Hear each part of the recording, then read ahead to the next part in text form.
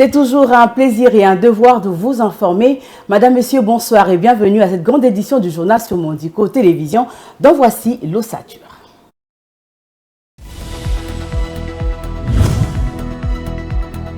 Désigné médiateur par la communauté économique des États d'Afrique centrale pour la crise tchadienne depuis octobre 2022, le président de la République Félix Tshisekedi Tshilombo est arrivé le mardi 18 juillet dans la capitale tchadienne, à N'Djamena. Il a consulté jusque tard dans la soirée les représentants de partis politiques. Ouverture le mardi 18 juillet 2023 à Kinshasa de l'atelier de formation de nouveaux magistrats civils et militaires nouvellement nommés par le chef de l'État.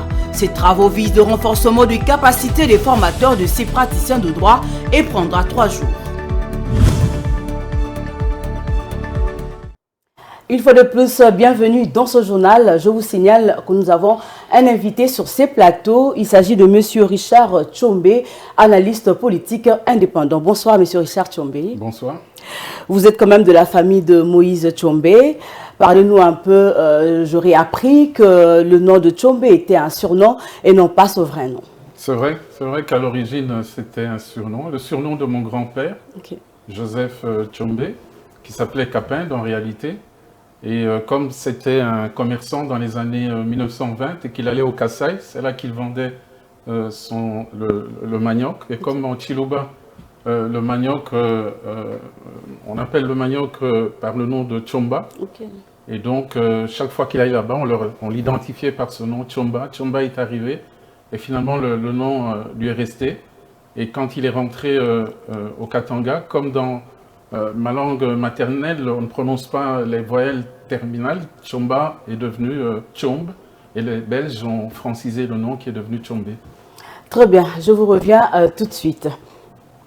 Le président de la République, Félix-Antoine Tshisekedi Tshilombo, en mission de facilitation du processus de transition au Tchad dans le cadre de sa désignation par ses homologues de la CAC en tant que facilitateur, a entamé sa première journée de consultation de parties prenantes hier 18 juillet 2023. C'est depuis octobre 2022 que Félix Tshisekedi s'attelle à rétablir la confiance de politiques et autres engagés dans le processus de transition qui a suivi le décès de l'ancien président Idriss Déby Itno. Suivez les détails.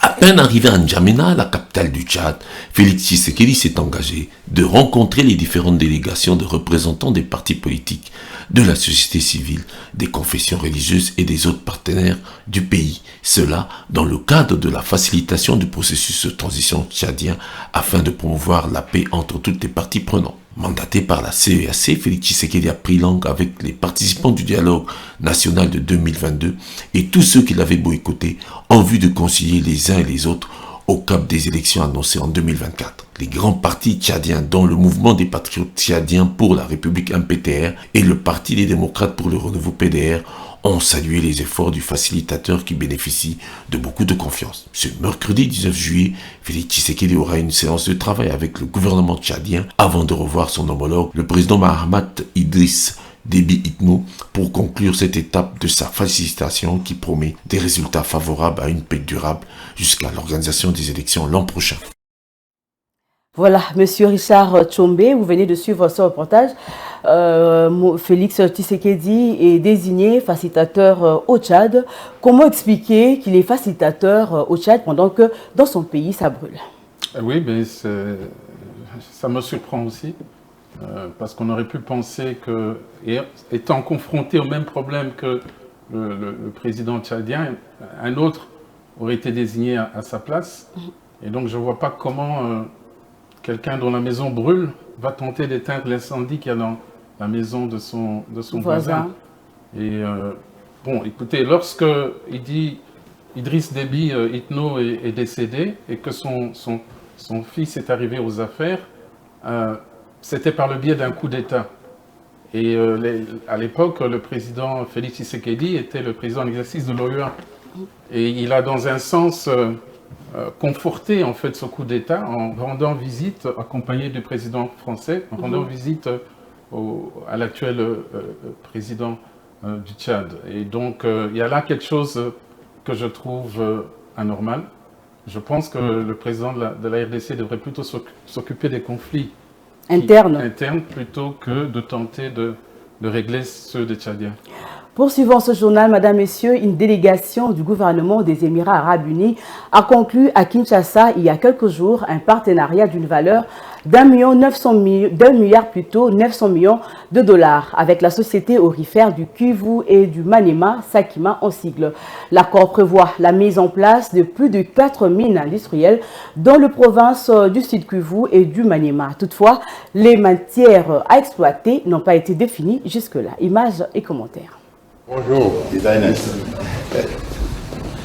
Le président Félix Tshisekedi a échangé avec le cheikh Chakbout Nayan Al Nayan, ministre d'État des Émirats Arabes Unis, à la tête d'une délégation venue signer un partenariat avec la société aurifère du Kivu et du Maniema Sakima sur l'exploitation des minéraux. Ce projet, d'un coût global de plus de 1 milliard 900 millions de dollars américains, permettra de mettre en place plus de 4 mines industrielles qui devraient connecter les provinces du Sud Kivu et du Maniema. L'entreprise parapublique Sakima possède des concessions minières contenant de l'étain, du tantal, du tungstène et de l'or. C'est un projet de plus de 1,9 milliard qui devrait développer, comme je l'ai dit, 5 mines industrielles et mettre en place une fonderie de plus de 500 millions de dollars dans la province du Sud Kivu. Quand bien même la présidence de la République n'a pas précisé quels minéraux étaient concernés par l'accord, cette signature intervient après celle d'un autre contrat de 25 ans avec la société émirati Primera Group pour l'exportation de certains minéraux extraits artisanalement dans le Sud Kivu, dont 3 minéraux suivants: étain, tungstène et tantal, qui bénéficient déjà des taux d'exportation préférentiels. Cette conclusion pour la RDC se présente comme un moyen de lutter contre le trafic de minéraux au profit de groupes armés nombreux à l'est de la RDC, notamment les rebelles du M23 accusés de piller les richesses minières de la région au profit du Rwanda, qui avait même déjà conclu des marchés à l'étranger. Pour lui, c'est l'amour du pays et les Congolais, et tout projet qui vient pour développer, transformer le Congo, il fera tout pour que ces projets puissent, n'est-ce pas, produire les fruits tels que voulu entre les deux parties. La délégation des Émirats Arabes Unis était composée de plusieurs chefs d'entreprise privés et publics. Du côté congolais, plusieurs chefs d'entreprise et des membres du gouvernement ont assisté à cette cérémonie, notamment le vice-premier ministre en charge de l'Intérieur, celui de la Défense, des infrastructures et travaux publics, des mines, du portefeuille de la santé publique. Voilà, je reviens encore vers vous. Des contrats se multiplient, mais apparemment, les contenus ne sont pas clairs pour le peuple congolais. Non, c'est vrai, vous avez raison, rien n'est clair dans ce contrat. D'abord, on a vu dans le reportage qu'on ne sait pas exactement sur quelle mine porte ce contrat. Et ensuite, on n'en est pas à notre première entreprise des Émirats Arabes Unis. Un autre contrat a été signé, je crois, il y a quelques mois. C'est pas le même contrat, c'est un contrat qui prévoit juste le rachat de minerais venant d'exploitation artisanale pour l'exportation. Et là, on apprend que ces minerais seraient peut-être, disons, cette économie serait peut-être alimentée par des minerais venant des groupes rebelles. Je parle du premier contrat. Et donc là, on est au second, alors que le premier n'est pas très clair non plus. On parlait d'un contrat Sakima avec une entreprise basée au Rwanda il y a 2 ans, je crois. Et donc on va d'un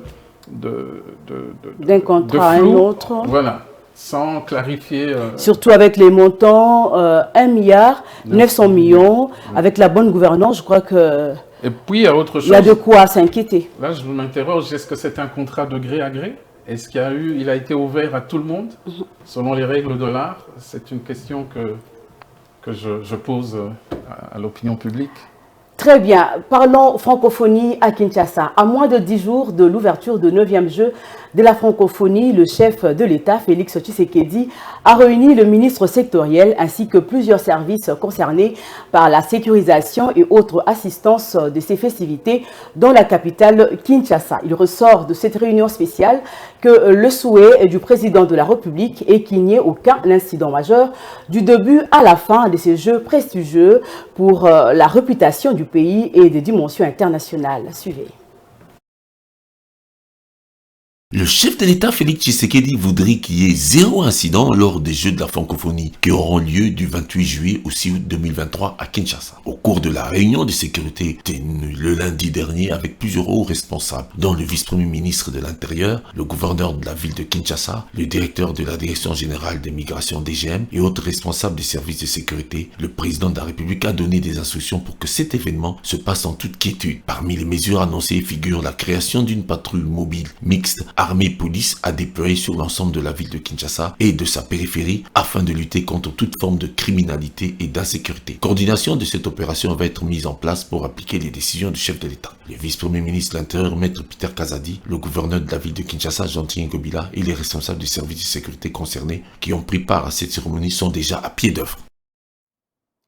Voilà, sur base de ce qui s'y raconte de gauche à droite, nous avions vu sur une vidéo devenue virale sur les réseaux sociaux un athlète qui déplorait les conditions dans lesquelles il se retrouvait dans le home où ils sont hébergés. Vous pensez que la République démocratique du Congo pourra gagner ces paris? J'ai suivi, avant de venir ici, un démenti venant de l'entreprise qui a aménagé le site. Ce n'est pas une voie officielle, donc je m'en tiens aux récriminations des athlètes venus d'ailleurs. Je trouve ça regrettable. Je crois qu'on aurait dû... on a eu suffisamment de temps pour faire en sorte que... Vous pensez que l'affaire a été politisée? Non, pas du tout. Je connais ce pays, moi.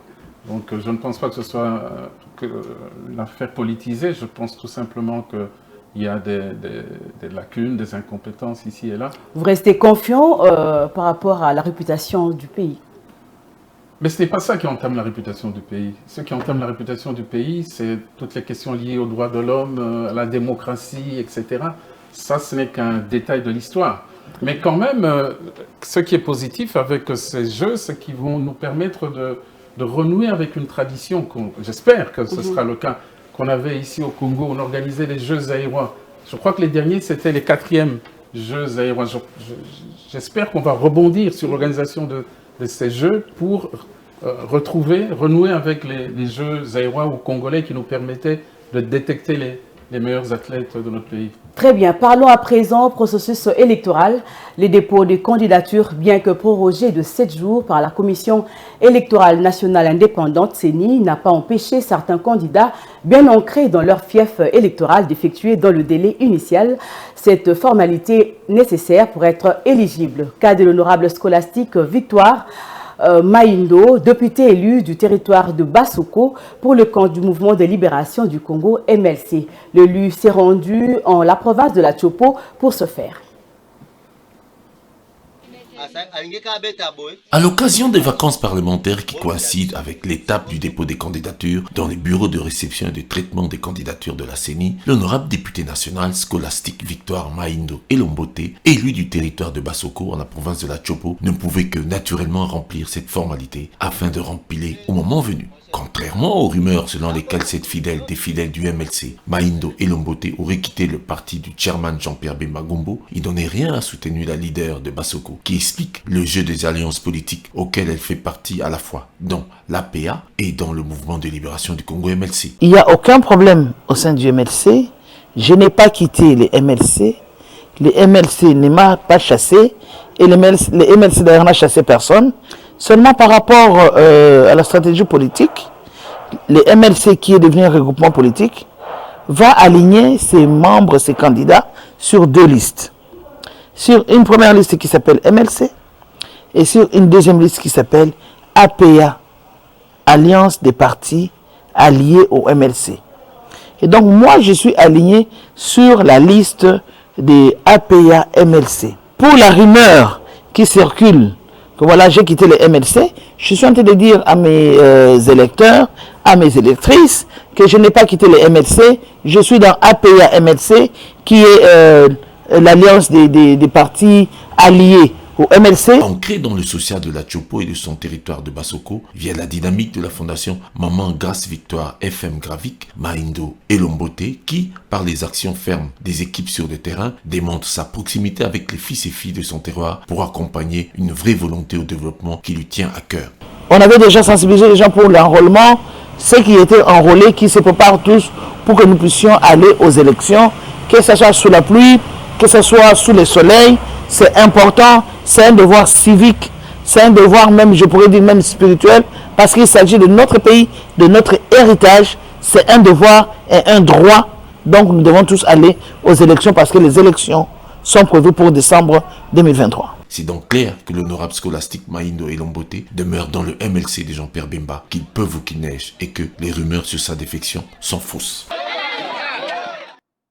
Restons toujours dans ce chapitre, l'Union populaire africaine UPA, alliée du regroupement électoral Alliance et Action pour l'État de droit AE et membre de l'Union sacrée de la nation, s'est lancé dans les provinces du pays où ses candidats remplissent ardemment les exigences du dépôt des candidatures dans le bureau de réception et des traitements de candidatures BRTC de la Commission électorale nationale indépendante CENI dans la province du Maniema. La présidente fédérale de l'UPA, la camarade Adèle Kaomba, a fait son devoir en déposant sa candidature supportée par tous les alliés. Images et commentaires.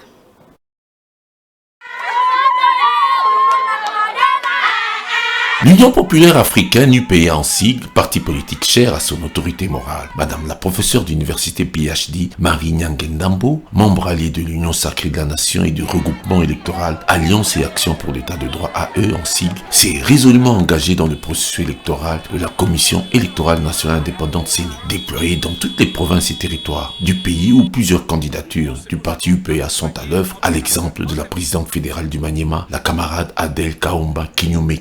Nous nous préparons ici à aller déposer notre candidature, la candidature de notre camarade Adèle Kaomba Kinyume, qui est la candidate de notre regroupement, l'Alliance et l'Action pour l'État de droit.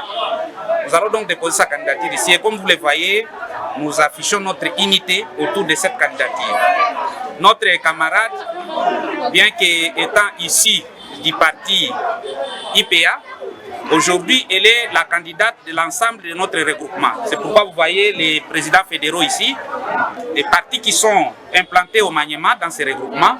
Nous tous, nous allons accompagner notre camarade, non seulement pour le dépôt du dossier de sa candidature, mais aussi et surtout pour l'accompagner tout au long de ce combat électoral jusqu'à la victoire. Ce sera la victoire de tous les partis membres de l'AE qui sont implantés au Maniema. L'UPA avec la dynamique.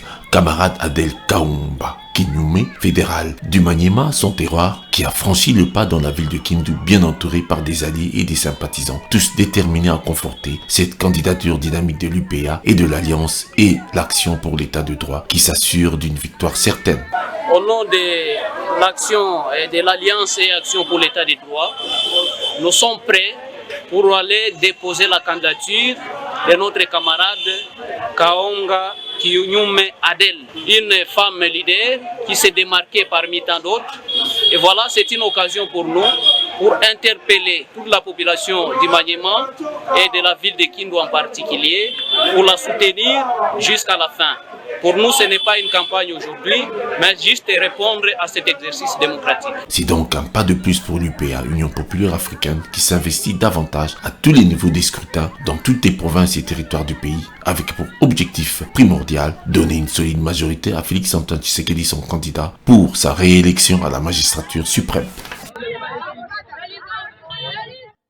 Et voilà, 7 jours ont été ajoutés pour les candidats à pouvoir déposer leur candidature à la CENI. Il n'y a pas toujours d'engouement. Pensez-vous, est-ce que parce que certains acteurs politiques ont quitté les processus, dont Joseph Kabila avec le FCC et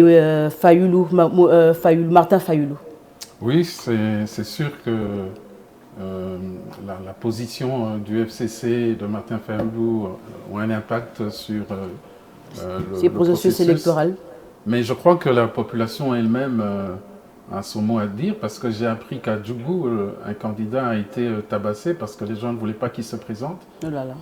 Et donc ils lui ont ordonné de boycotter, ce qui signifie qu'une partie de la population... C'est une sanction positive. Oui, je pense qu'elle est plutôt positive, même si on l'a férocement tabassé. Et croyez-vous à la tenue des élections à la date du 20 décembre 2023? Non, pas du tout. Je n'y crois pas. Et de l'inclusivité de ces processus? Non, pas du tout. Très bien. Parlons justice dans ce journal.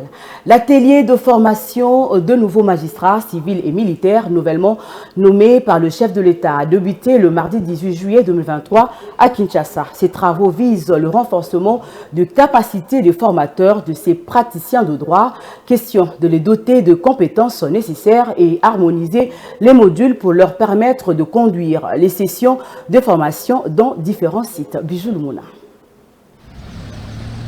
Organisé par le Conseil supérieur de la magistrature à travers l'INAFORGE, l'Institut national de formation judiciaire, avec l'appui de programmes des Nations unies pour le développement en sigle PNUD, ces travaux de Kinshasa se veulent une mise à niveau des formateurs de 2500 nouveaux magistrats civils et militaires récemment nommés par le président de la République après un test de recrutement. Pendant 3 jours, soit du 17 au 19 juillet 2023, les participants vont échanger et partager des expériences sur les vécus dans leur parcours professionnel afin de mieux outiller les nouvelles recrues dans la magistrature. Le représentant résident des PNUD, Damien Mama, a au cours de cette cérémonie réitéré l'accompagnement de son institution de travailler aux côtés du Conseil supérieur de la magistrature dans ce processus. C'est l'occasion pour moi aussi. Je sais que la formation c'est une chose, mais l'identification à travers le processus qui a été conduit, comme le disait le président la dernière fois, c'est une première en RDC, c'est le processus qui a précédé l'état pour lequel nous sommes. Pour nous, quelque chose de satisfaisant, je voudrais vous en féliciter, monsieur le président du Conseil supérieur de la magistrature. Je voudrais juste enfin faire remarquer que pour ce qui nous concerne, le partenariat n'est qu'un début et notre souhait, c'est que dans les mois à venir et après la formation et le déploiement des magistrats, on ait une justice congolaise énergisée. Préoccupée par les reproches et critiques enregistrés dans le secteur de la justice, la ministre d'État, ministre de la Justice et garde de Sceaux, Rose Mutombo, a plaidé pour qu'un accent particulier soit mis au cours de ces assises sur l'éthique et la déontologie du magistrat. Pour elle, un magistrat, c'est un modèle, une personne qui doit avoir des bonnes mœurs. Il doit, dans sa vie privée, tout comme professionnel, avoir en tout temps et en tout lieu un comportement irréprochable. En d'autres termes, l'éthique et la dignité doivent être son maître mot. Je vous recommande d'insister sur le respect de la déontologie et des règles d'éthique. Au terme de cette session de formation, les participants devront à leur tour former les 2500 nouveaux magistrats civils et militaires de la session 2023 baptisée « Promotion État de droit par le président de la République ». Cette formation des formateurs intervient au lendemain du lancement officiel au Palais du Peuple par le chef de l'État de la formation de 2500 nouveaux magistrats. Le président du Conseil supérieur de la magistrature a saisi cette occasion pour décréter les 15 juillet de chaque année la journée de renaissance de la justice congolaise. Ceci pour insuffler un changement de mentalité dans les chefs des magistrats. Voilà, c'était donc là les commentaires des Bijou Lumuna. Le chef de l'État avait donné un nouveau vent, un nouveau souffle à la justice congolaise en nommant 2500 magistrats, civils comme militaires. Vous, en tant que citoyen congolais, avez-vous foi ou confiance en la justice de notre pays? Non, parce que dans une vie antérieure, j'ai dirigé une ONG et je sais que nous étions en conflit avec un agent qui, finalement, parce qu'il a utilisé son argent, il a remporté le procès. Et comme nous étions une ONG, nous avions une éthique, nous ne pouvions pas corrompre. Bon, il a gagné et donc non, je sais de quoi il s'agit et donc je n'ai pas foi. Et puis ce n'est pas la première fois qu'on procède à un recrutement massif de magistrats.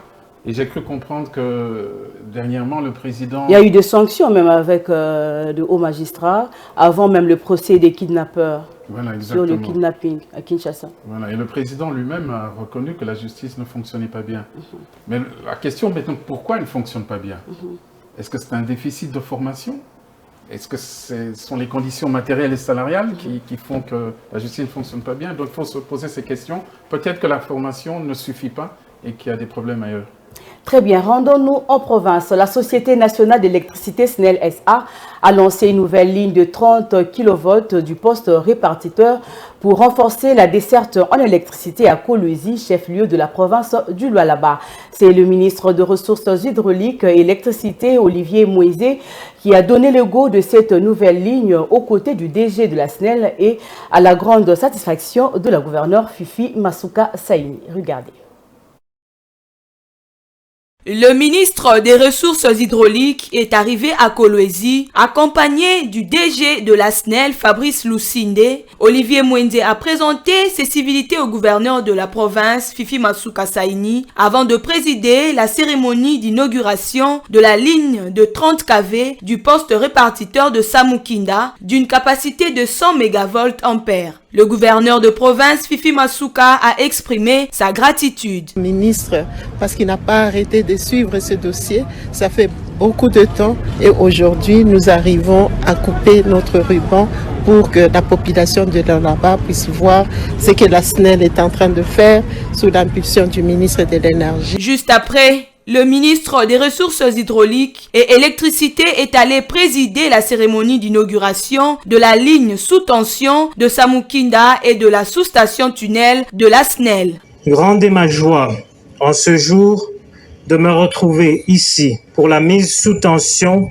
du poste de Samukinda et de la sous-station tunnel de la SNEL. Cette sous-station va apporter une amélioration sensible dans la desserte de l'énergie aux clients miniers, mais aussi à la population du Lualaba en général, mais particulièrement à celle de la population de Kolwezi. La SNEL SA travaille sans relâche pour satisfaire ses abonnés de Kolwezi, a dit le DG de la SNEL, Fabrice Lusinde. Les prochains jours, la SNEL va relancer les travaux de réparation des tronçons des lignes HT 120 kV Ero Kassaji au niveau des pylônes 160 à 158 afin d'alimenter la gare Kayembe ainsi que les localités de Muchacha, Kassaji et Kisengi. Rappelons que Mining Engineering Service, qui a exécuté les travaux de construction, a indiqué que la ville de Kolwezi était caractérisée par des dysfonctionnements avec un seul point d'injection de 6,6 kV. Voilà Richard Tchombe, nous venons de suivre cet élément avec ces lancements d'une nouvelle ligne de 30 kV. Vous pensez que la SNEL est déterminée à éclairer toute le poche noire du pays? Du pays, ça j'en doute fort. Contentons-nous de ce qu'ils ont fait à Kolwezi, c'est déjà pas mal. Mais quant à parler du pays, je préfère... Il faut aller d'une province à une autre. Ça, je crois pas. Je connais bien la SNEL, je ne crois pas qu'ils vont y arriver. Vous savez qu'il y a quelques années, le Congo-Brazzaville devait de l'argent à la SNEL. Je ne sais plus combien c'était, en tout cas autour de 40 millions de dollars. Cet argent a été détourné. Et donc, sans moyens financiers conséquents, moi je ne vois pas comment la SNEL peut couvrir. Non. Mais nous félicitons. Mais la volonté y est. Nous félicitons quand même la SNEL d'avoir lancé cette ligne parce que le Lualaba, c'est une province minière. Et les entreprises minières sont grandes. Qui ont besoin de l'énergie en permanence. Ouais. Très bien, parlons environnement dans ce journal. Le bourgmestre de la commune-mère de Kinshasa, Maître Bienvenu Mbalibi Fama, poursuit sans relâche l'opération Kombola Balabala dans sa juridiction. C'est dans ce cadre qu'il a initié une descente au quartier Diallo le week-end dernier afin de sensibiliser le riverain au respect du salongo de chaque samedi. Les détails dans cet élément avec Rose Kindela. Le bourgmestre de la commune-mère de Kinshasa, Bienvenu Mbalibi Fama, a effectué une descente les week-ends derniers au quartier Diallo, précisément dans la cité Malébo, toujours dans le cadre de l'opération Kinshasa-Bopeto. Les patrons de la commune avaient lancé une nouvelle méthode et a mis en place des stratégies afin de lutter contre l'insalubrité dans sa municipalité, dénommée Opération Kombola Balabala. Sur terrain, Bienvenu Mbalibi a instruit les fabricants et les vendeuses de Brasero de libérer cet espace qui reflète l'image de la commune. À la fin de son périple, les patrons de la commune mère a eu de mots justes à l'endroit de ses administrés. Nous étions venus chasser et détruire tous les tenanciers et les brasiers ici, qu'on appelle communément les Matuka, ceux qui fabriquent les Matuka ici. Le mercredi, nous étions là, nous leur avons donné l'ultimatum jusqu'à hier vendredi. Ils devaient quitter, libérer le lieu. Vous savez que bientôt le stade de Martyrs va abriter le 9e jeu de la francophonie et tous les alentours du stade de Martyrs doivent être libérés. Nous leur avons demandé de quitter. Aujourd'hui, nous sommes venus faire le suivi et ceux que nous avons trouvés là-bas, nous les avons chassés. Signalons que le numéro 1 de la commune de Kinshasa, Bienvenue Mbali Bifama, ne jure rien que sur la salubrité dans sa municipalité et se battra bec et ongle pour réussir ses paris. Restons toujours dans ces mêmes registres pour lutter contre l'insalubrité dans sa juridiction. Le bourgmestre de la commune d'Engaba, Aimé Francis Lolinga, a supervisé les salongos le week-end dernier entre les avenues Kianza et Kisangani. Les patrons d'Engaba a invité plutôt ses administrés à rester unis et respecter le membre de la brigade d'assainissement qui se battent pour redorer l'image de leur municipalité, toujours classée parmi les communes le plus sales de la capitale. Rose Kindela, une fois de plus. Une journée très spéciale pour les membres de la brigade d'assainissement de la commune de Ngaba qui ont bénéficié pour la 1e fois des tenues de travail auprès du bourgmestre Aimé Francis Lolinga. Après la distribution de ces outils, le patron de la commune a effectué une descente avec les brigadiers dans l'objectif d'opérer le salongo prévu chaque samedi. Il était question de vider les caniveaux de la chaussée université dans son tronçon compris entre l'avenue Kianza et Kisangani. Aimé Francis Lolinga, le numéro 1 de la commune de Ngaba, est déterminé à rendre sa juridiction salubre malgré quelques difficultés rencontrées avec les riverains qui n'ont toujours pas adopté ce programme en jetant les immondices dans les caniveaux et autres lieux non indiqués. La population trouvée sur place est satisfaite du travail abattu jusque-là par leur bourgmestre. Malgré l'absence du bourgmestre adjoint de la commune de Ngaba, nous encourageons notre bourgmestre Aimé Francis Lolinga qui est toujours sur terrain. Nous les jeunes de Ngaba, nous allons lutter contre l'insalubrité dans notre commune et merci au président de la République d'avoir pensé à nous les habitants de Ngaba en nous envoyant l'autorité municipale compétente car son prédécesseur n'avait rien fait pour l'évolution de cette commune. Aimé Francis Lolinga est disposé à lutter contre l'insalubrité dans tous les quartiers de sa juridiction. En parlant de l'insalubrité ou la salubrité dans la ville de Kinshasa, Kingopeto, qui a été lancé il y a 5 ans aujourd'hui, ou 4 ans ou quelques mois, que dire de cette opération, une réussite ou un échec? Je ne sais pas, je pensais que c'était une réussite, mais il y a quelques jours, je suis allé en ville et j'ai demandé si on était toujours à Kinshasa. Je n'en revenais pas parce que... Le centre-ville. Le centre-ville, oui. Les sièges des institutions. Exactement, non loin de l'hôtel de ville d'ailleurs. Les routes étaient... Il n'y avait plus de goudron en direction de l'avenue du Flambeau, je crois. Et je crois qu'il y a quelques problèmes. Ce n'est pas une réussite, je ne pense pas. Je ne pense pas que ce soit une réussite. Vous savez, dans ce domaine, on ne réussit pas à 70%. Ou tu réussis ou tu échoues. Donc il faut aller jusqu'au bout. Et je pense aussi qu'un programme d'assainissement au niveau d'une commune, c'est trop local, trop localisé, ça ne marche pas. Il faut que ce soit vraiment un plan global. Et donc il faut que toutes les communes se mettent ensemble, qu'il y ait un plan de convergence entre ces communes. Sinon, ça ne marchera pas. Vous ne pensez pas qu'il faudra aussi une campagne de changement de mentalité de citoyens quinois qui déversent les immondices, ça et là, dans la ville, dans les caniveaux, sur les routes? Ça fait des années qu'on lance ce genre de campagne. Il faut des sanctions surtout. Mais est-ce que dans les cours des civismes, on peut ajouter quelques notions sur la salubrité pour que les apprenants apprennent à assainir leur milieu? Oui, bien sûr, mais il faut y ajouter des sanctions. Très bien. Je connais un pays voisin où quand vous arrivez à la frontière, il y a des panneaux qui indiquent que si vous jetez un papier par terre, vous devrez payer autant. Si je m'excuse du terme, si vous pissez en public, vous devez payer autant. Donc, avec des sanctions, ça peut marcher. Sans sanctions, ça ne marchera jamais. Je ne pense pas que la sensibilisation seule peut changer la mentalité d'une personne. Très bien, nous sommes arrivés à la fin de notre journal, mais est-ce qu'il y a quelque chose qu'on peut retenir de Moïse Tshombe par rapport à sa mémoire pour les générations qui sont nées après? Je crois que l'histoire lui donne raison. On ne peut pas diriger ce pays à partir de Kinshasa. Il faut donner suffisamment d'autonomie aux provinces. La Constitution a prévu que les provinces devaient retenir 40%, et ce n'est pas fait, ce n'est pas respecté. C'est un problème. Et je dis que l'histoire lui a donné raison aussi parce que Moïse Tshombe mettait l'accent sur les questions économiques. À la table ronde politique, c'est son parti qui a mis sur la table les questions liées à l'économie. Les autres partis n'en voulaient pas.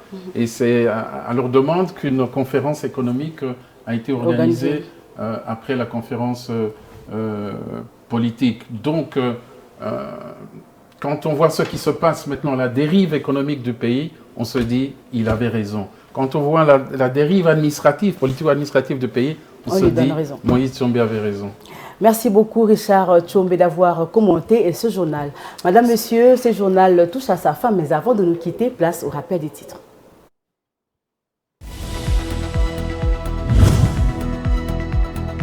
Désigné médiateur par la communauté économique des États d'Afrique centrale pour la crise tchadienne depuis octobre 2022, le président de la République Félix Tshisekedi Tshilombo est arrivé le mardi 18 juillet dans la capitale tchadienne, N'Djamena.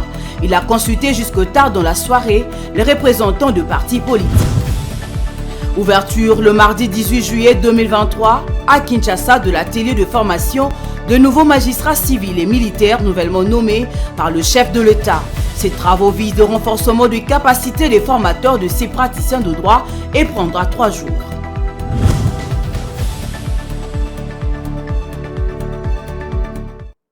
C'était le journal de la rédaction. Merci de l'avoir suivi. Bonne suite de programme sur Mondico Télévision. Bonsoir sur vous.